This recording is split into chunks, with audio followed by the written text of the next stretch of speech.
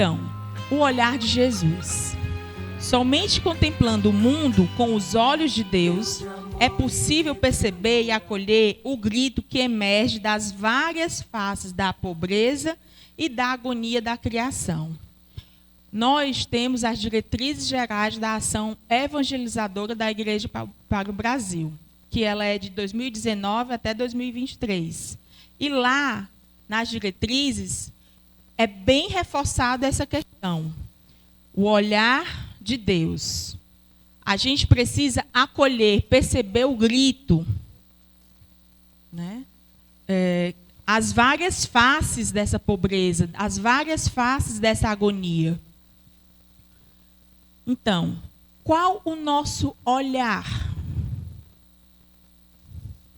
Para onde estamos olhando? Vamos fazer um minutinho de silêncio e de exame de consciência, muito rapidamente, e pensar. Nesses últimos dias, nesses últimos tempos, qual foi o meu olhar?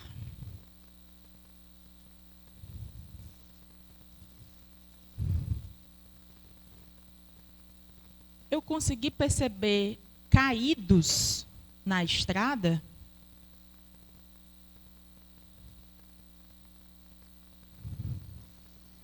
Quem era esse caído na estrada? Na beira da estrada? Ele tem um rosto? Se tem, vamos observar esse rosto. Ele tem um cheiro? Se tem, vamos observar.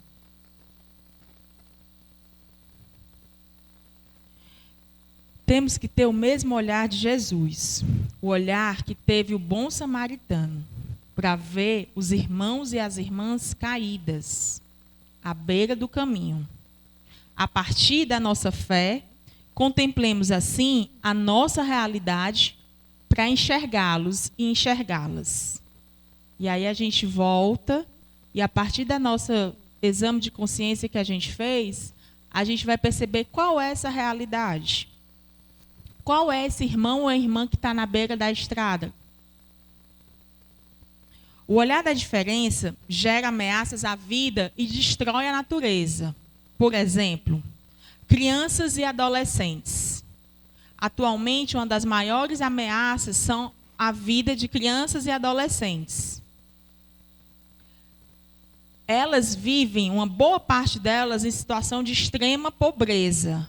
E nos últimos anos, essas condições elas têm aumentado. O número de famílias empobrecidas no Brasil aumentou. Consequentemente, o número de crianças e adolescentes no Brasil empobrecidas aumentaram. No Ceará, 61% da população de 0 a 14 anos, cerca de 1.200.000 crianças e adolescentes, vive em situação de pobreza. Então, mais da metade, 61% das crianças no nosso Ceará vivem em pobrezas, vivem em situação de pobreza. Vocês começaram a observar de ter mais crianças pedintes? Sim ou não? Então, isso é um alerta, né? Desemprego. Ele chegou a 11,8% no final de 2019. Para quem estava assistindo TV ontem, hoje, antes de ontem, esses dias vem dizendo que a taxa de desemprego está dizendo que diminuiu. Não sei se vocês perceberam, né? Mas aumentou as condições de informalidade.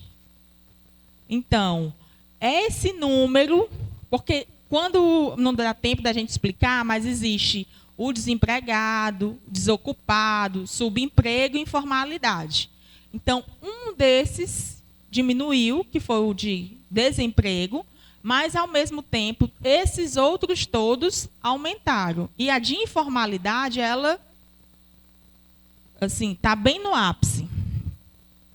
Aborto, né? Vocês viram um dos objetivos, é defender a vida desde a fecundação, desde a gestação, né? Então, tantos inocentes são abortados e, ao mesmo tempo, tantas mães morrem fazendo abortos clandestinos, né? Então, isso é uma situação que preocupa imensamente a nossa igreja, nós, como cristãos e cristãs. Um outro tema que, na CF, é importante a gente debater, a gente está vivendo um mês, inclusive, do Janeiro Branco, né? É depressão, automutilação, suicídio. A gente tem esse mês de janeiro, a gente vem aumentado, né, consideravelmente, sobretudo na faixa etária de adolescentes e jovens, o número de pessoas que se suicidam, né? Inclusive aqui no estado do Ceará, esse número ele tem crescido muito. E um outro dado que ele ainda não tem pesquisa, indicadores sobre ele, mas é uma prática que está cada vez mais a gente percebendo, né? Quem trabalha com crianças e adolescentes, que é a prática da automutilação, né? O que é isso, Patrícia? A automutilação é a própria, infelizmente, crianças, por vezes, né? Mas a maioria são jovens, por processos, né, de sofrimento psíquico que estão vivenciando, seja depressão, né, que tem aumentado também o número, eles se mutilam, porque eles se sentem, muitas vezes, nada. Perdidos, né? Não tem dor, ou tem tanta dor que a dor da automutilação é só mais uma dor, para externalizar, inclusive, tanta dor que eles estão vivenciando. Então, isso é um alerta e um tema que me disseram que tem escolas, né, presentes, as escolas católicas, a gente sabe que a gente tem percebido muito isso. Então, é extremamente importante a gente discutir sobre saúde mental, na verdade. Porque a gente não vai conversar sobre automutilação, a gente sabe, né? A gente não vai conversar diretamente sobre depressão, a gente vai fazer o diálogo sobre saúde mental. Né? Como é que a gente consegue fortalecer isso entre nós, os nossos vínculos? Em relação aos indígenas, né? Alguns grupos são mais violentados, alguns grupos são mais violados de seus direitos. No caso, os indígenas e as comunidades tradicionais, nos últimos anos, têm aumentado também muito o número de violação. Dos indígenas, mais de 1.200 foram assassinados entre 2003 e 2012. Em 2019, no ano passado, o número foi maior do que nos últimos 11 anos. Então, a gente percebe, né, uma grande ofensiva na violação de direitos de alguns grupos mais específicos. No caso dos indígenas, esses dados todos estão no texto base. Essa informação é importante. Estou vendo aqui, né, tem pessoas que estão com texto base. Toda a nossa apresentação está baseada no texto base, certo? Um outro grupo que tem sofrido muito, né, somos nós, mulheres. Atualmente, no Brasil, né, aumentou-se o número de feminicídio. O que é feminicídio? É a morte é o assassinato de mulher só porque ela é mulher. Vocês imaginam um negócio desse? E a maioria dos casos de feminicídio, quem é que é o assassino? bem próximo. Quem é esse bem próximo? O marido, o companheiro, o namorado. Né? Então, por quê?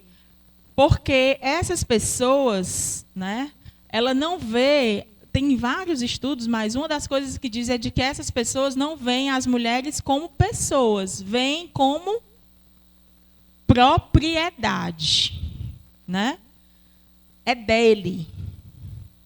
E se naquele momento, na maioria das vezes, acontece um desentendimento na relação ou ela termina, né, ele não aceita, porque ele não vai dividir o que é dele. Então, vê a mulher como um objeto, como uma propriedade. E aí não vai dividir, vai matar.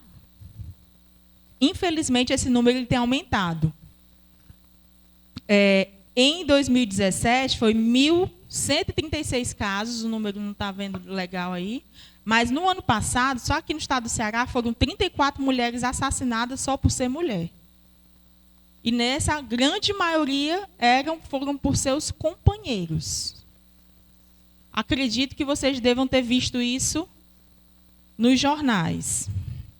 Então, aqui identifica fortemente o olhar da indiferença.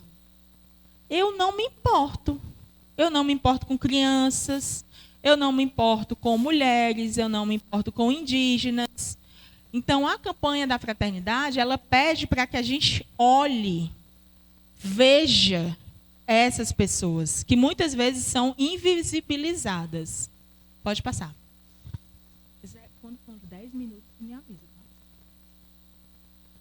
Um outro dado alarmante, né, que tem também, sobretudo para as pastorais que trabalham no campo, né, CPT, pescadores, Cáritas, né, tem esse conjunto.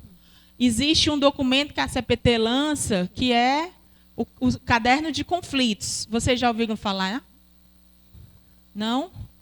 Todo ano, a CPT, que é a Comissão Pastoral da Terra, ela lança um caderno de conflitos no campo. O que significa isso? Ela faz o mapeamento dos casos que ela acompanha, e aí, no final do ano, ela faz um levantamento desses casos e publica isso para a sociedade. Ela apresenta à sociedade através de um caderno. Então, ela faz o mapeamento de onde são esses conflitos no Brasil, qual é o maior público, isso no campo, certo? Qual é o maior público, o motivo desses assassinatos, quem está sendo acusado. Então, tudo isso a CPT lança, chama Caderno de Conflito no Campo. E nesse caderno, por exemplo, em 2018, 1.431 casos foram de conflitos no campo. Desses, 1.124 foi de conflito por terra. Vocês viram na TV?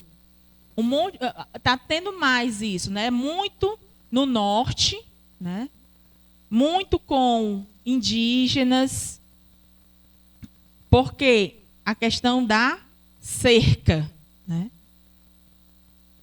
De invadir, de ocupar propriedades, né? De fazer movimentos com os trabalhadores sem terra ou com outros trabalhadores ou indígenas, e muitos grileiros, né, e aí quem assiste aqui alguns programas que passam, por exemplo, dia de domingo, né, à noite, fala bastante de alguns casos, né, relacionados a isso. No caso aqui do Ceará, a gente tem muito conflito de terra também. Mas um conflito que também tem acontecido a gente falou de conflito de terra, mas tem conflito por água. Vocês sabiam disso? Aqui na região de vocês, tem conflito por água? Na Diocese de Sobral, tem conflito por água? Só quando está faltando. Vocês já ouviram falar da usina, da mineradora em Santa Quitéria? A mina de Itataia? Quem já ouviu falar? O grupo, né? Não tão grande. Existe aqui na Diocese de Sobral, na cidade de Santa Quitéria, uma mina, né? Uma mineradora presente, né? A Diocese de Sobral tem acompanhado esse caso, né? Inclusive com participação em reuniões, né? Audiências públicas, a Caritas de Sobral, tem alguns CPT, que lá a questão é da mineração, né? A mineração do urânio. Só que para minerar o urânio, só para fazer, vamos dizer assim, ele ficar para o beneficiamento do urânio, você usa quantas carros-pipas?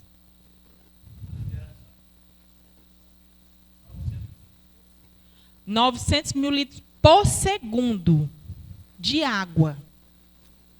A gente tem dimensão de quanto que é isso? Hoje, aqui nesses últimos anos que foi, né, de estiagem, teve comunidade que ficou sem acesso à água. Vocês conhecem? Muitos, né? Então, funcionando, a mineradora não vai ser só muitas, vai ser quase todas, porque a água vai sumir, né? Exato. Isso eu estou falando só da água. Fora a questão do acesso à água, tem a questão da contaminação, né? Que, inclusive, existe uma possibilidade de chuva ácida, né? Isso aqui, ó, na Diocese de Sobral. Está longe da gente? Santa Quitéria. Redes sociais e fake news. É uma outra cultura da indiferença. Na verdade, aqui já entra como cultura do ódio, né? Porque o que foi disseminado de mentiras, né? Que entre as pessoas, o que foi de briga entre as pessoas, usando as redes sociais, foi muito, foi pouco, foi mais ou menos? Quem aqui brigou com alguém pelas redes sociais? Não precisa levantar a mão, não, né? Quando a gente fosse confessar, né? Pequei por atos, mas foram muitas, né? A gente acabou vivenciando e vivencia hoje muito isso, que acaba, além de ser brigas, né? Foi disseminado cultura do ódio, mas também muita mentira. Quando você recebeu uma notícia, o que é que a gente faz com ela? Quando a gente recebe uma coisa pelo WhatsApp?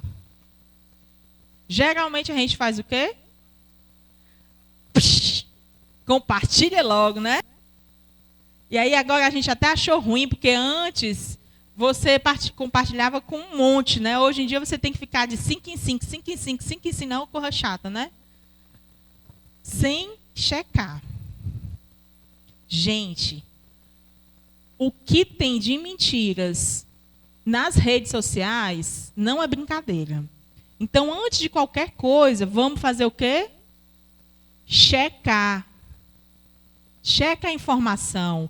Vai no site que você confia, né? Vamos checar a informação. Porque, às vezes, dizem muita coisa que não é verdade. E isso acaba ofendendo, né? Ou discriminando determinadas pessoas ou grupos sociais. Então, isso a gente tem que ter muito cuidado. Um outro ponto é a destruição da casa comum, né? A gente percebe, vocês veem que são temas muito variados, né? São realidades muito diversas. Porque a campanha da fraternidade ela vem dizendo isso. A gente não pode olhar a vida só em uma dimensão, nem só para um grupo. A gente precisa olhar nessa diversidade que ela é. Então, o desmatamento, a destruição da casa comum, Papa Francisco ele faz toda uma defesa da casa comum. Através de qual documento? Laudato Si, né?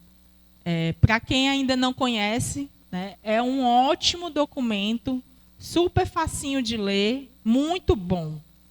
Porque lá ele vai fazendo uma reflexão, inclusive, de como é que nós estamos cuidando dessa casa comum. Quais são os grandes desafios da casa comum.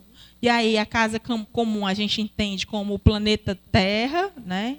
Não é só o meu lugar, a minha comunidade, a minha casa, né? É o conjunto disso. Tudo faz parte dessa casa comum, né? Inclusive, quando a gente traz para esse cenário, né?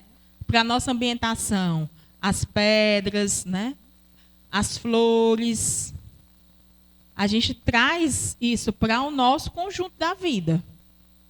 Então, cada vez mais, através dos agrotóxicos, a gente está vendo que houve uma mudança na legislação, não sei se vocês perceberam, né, ouviram isso nos últimos tempos, houveram mudanças na legislação, e essa mudança na legislação liberou para o Brasil vários tipos de agrotóxicos que até então eram proibidos.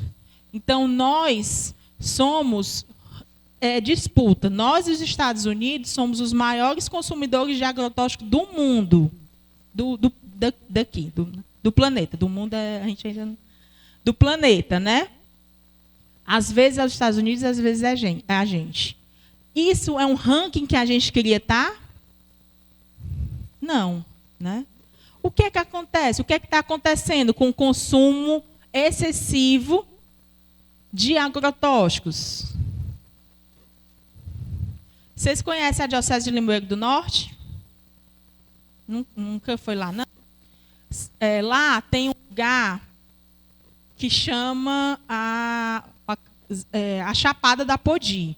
Na Chapada da Podi existe a fruticultura irrigada. Ela é muito presente, muito forte.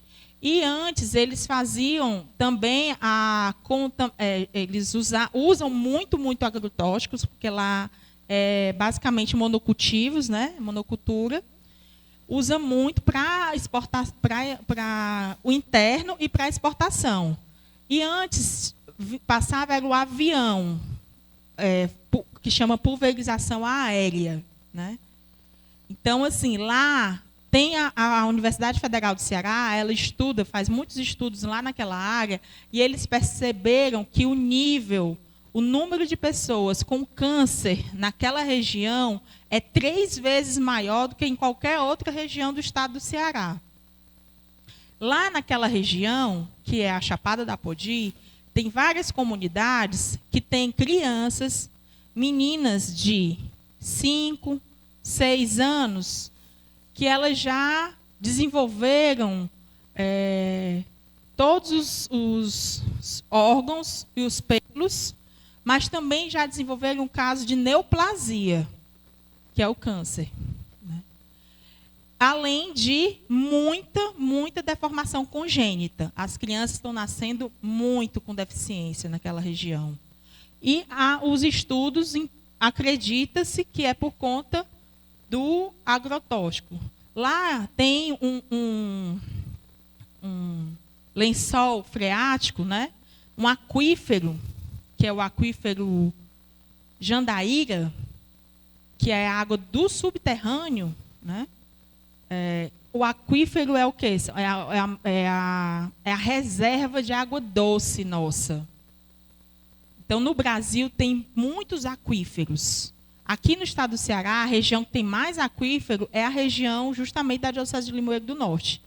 E teve um estudo que fez pesquisa nessa água do aquífero, e a água do aquífero hoje já está contaminada. Já foi identificado uns 15 tipos de agrotóxico lá na água do aquífero no subterrâneo. Isso é aonde? É longe da gente? Não, é bem aqui, né? Então, cada vez mais o cuidado com a casa comum, ela precisa ser responsabilidade só de quem mora em Santa Quitéria? Só de quem mora em Limoeiro? Não, é nosso, né? É de todo mundo. No texto base, também fala sobre o Estado, né? Porque muito dessas coisas acontecem, dessas violações de direito acontecem, porque o Estado, ou ele pode ser ineficiente, ou ele pode ser omisso, né? Ou as duas coisas, né? Como tem dito aqui, né? Então, no número 55 diz: aumenta a importância do Estado como guardião da vida. O Estado, hoje, é mais voltado para o aspecto econômico. A grande preocupação do Estado hoje é com a dimensão econômica. Se você olhar TV, jornal, seja o que for, tudo vai girar. O povo todo dia diz quantos pontos a Bovespa subiu ou desceu. O Estado está fazendo o quê? Nesse caso, ele não está sendo nem só omisso, nem só ineficiente. Ele está agindo, né? Então, é importantíssimo lembrar que o Estado tem indispensavelmente uma função social. E esta função ela tem que ser cumprida para que haja o equilíbrio entre o econômico e as políticas públicas. Porque o econômico ele é um aspecto, mas tem os demais aspectos. E existe a função social do Estado. O Estado brasileiro hoje tem função social. O que é isso, Patrícia? Ele é um Estado que ele precisa se preocupar com as pessoas, com os aspectos sociais, não somente com o aspecto econômico. Tem que ser levado em consideração, primeiro, a dimensão social. Então, a omissão do Estado equipara aqueles que promovem a morte, como nos casos de guerra. Os poderes paralelos são fortalecidos por um Estado distante e acuado. É uma frase muito forte, né? Os poderes paralelos são fortalecidos por um Estado distante e acuado. Quais hoje são os poderes paralelos que a gente tem? As milícias, tráfico, as facções, né? Tudo é poder paralelo. É um Estado, é um poder que está se organizando de forma paralela ao Estado, que está tendo quase que mais força do que o próprio Estado. Vocês já ouviram falar de pessoas que têm que sair das suas casas porque aquele território está dominado? Aqui tem isso? O Ceará tem disso, não? Que quem é desse lado, não pode passar para lá. Se passar, o que acontece? Morre. E cadê o Estado? Cadê os aparelhos de segurança do Estado? As polícias? Então, tudo isso é discussão para a gente fazer nas comunidades. Podemos passar. Só que nessa realidade, ela não é só toda ruim, né? Ela não é só toda má. E não tem só gente que faz o mal. Tem muita gente que constrói o bem. Tem muita gente que é samaritana, que tem o olhar da solidariedade social. Então, nós encontramos irmãos caídos e irmãs caídas, mas também encontramos quem os levantem. No caso, a gente traz aqui a figura de Dom Helder Câmara, Madre Teresa, irmão Dulce, desculpa, a pessoa está... E Dom Oscar Romero, né? Pode passar. Que esse olhar, essas pessoas, os bons samaritanos, as boas samaritanas, têm que ter qual é o olhar que a gente tem que ter? É um olhar de reprovação? É um olhar de acolhimento, é o olhar da fé. Certo? Porque ao mesmo tempo em que a gente identifica as sombras, nós também identificamos as Luzes. Aqui a gente conhece muito aquele mantra, né? Indo e vindo. Vamos cantar? Paz e luz. Tudo é graça. Deus nos conduz. Vamos de novo? Indo e vindo. Trevas e luz. Tudo é graça. Deus nos conduz. Eu não sou a melhor cantora, né? Vocês já perceberam isso. Mas a mensagem é essa. Indo e vindo entre trevas e luz, tudo é graça porque Deus nos conduz. Né? Então, na igreja, quem são essas luzes? Quem são esses vagalumes, vamos dizer assim? Os leigos, os consagrados, podem dizer, quem mais? Os bispos, agentes pastorais, os presbíteros, diáconos, né? E todos nós, grupos, comunidades pastorais, quem faz parte do corpo da igreja, do conjunto da igreja, é luz. Porque a gente faz o exercício de ser samaritano, todos os dias. Na sociedade, temos também luzes. Temos alguns movimentos organizados, né? A gente tem os sindicatos, nós temos os movimentos sociais, organizações da sociedade civil, todos esses também são luzes. Mas, ultimamente, essas luzes não estão tão...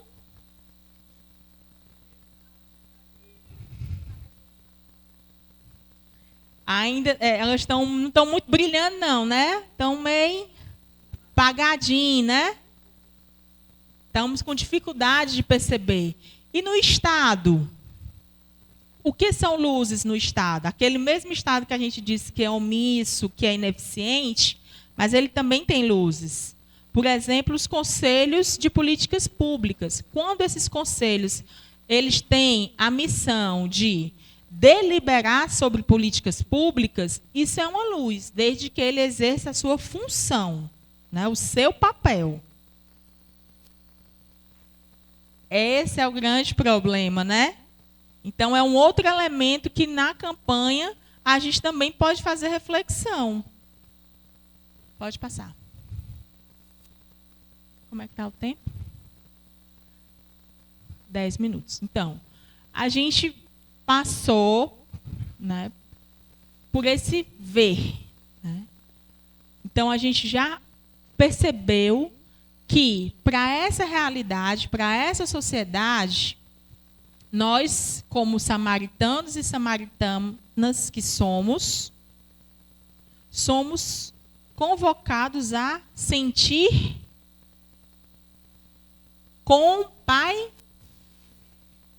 compaixão. Vamos olhar essa figura. O que é que está acontecendo aí?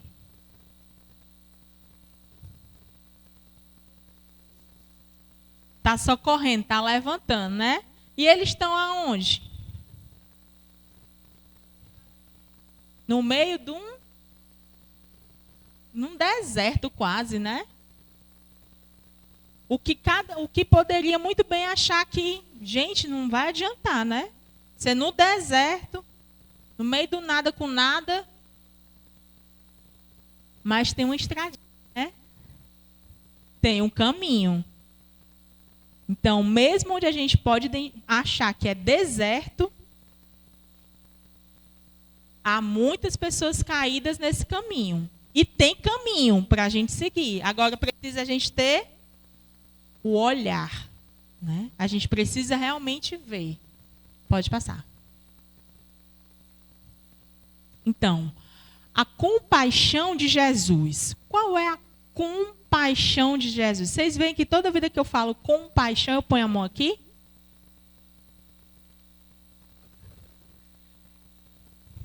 É ter a misericórdia, é o sentir, é compaixão, compadecer-se, né? É romper com a indiferença. Se a sociedade, a realidade, ela está convidando a gente todo o tempo para viver a globalização da indiferença, o exemplo de Jesus Cristo é para quê? É para a gente romper com essa indiferença e sentir o quê? Compaixão.